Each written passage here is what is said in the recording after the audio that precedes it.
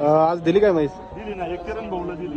कुठून आले होते? भाऊ म्हणजे त्याच्या आजोबापासून आमच्याकडं जवळजवळ ती आहे ना, ते पण आहे. पण ते तर आहेच, पण थोडं तरुणांना सुद्धा प्रोत्साहन दिलं पाहिजे. बरोबर आणि आहे. त्याच्या आजोबापासून आमच्याकडे म्हशी घ्यायला येतात. आज तिसरी पिढी येते. तिसरी पिढी. तर आज एक म्हैस खरेदी केली का? आणि हे आमचे मित्र पोपटराव तीन एक आहेत.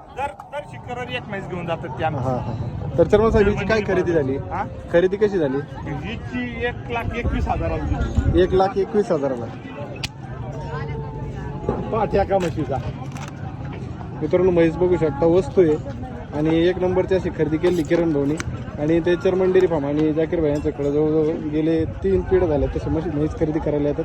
जर तुम्हाला म्हैस खरेदी करायची असतील कसं काय म्हैस एकदम टॉपची. चर्मन साहेब कॉन्टॅक्ट नंबर द्या ना. 8208 70 20 48 चर्मन डेअरी फार्म घोडेगाव.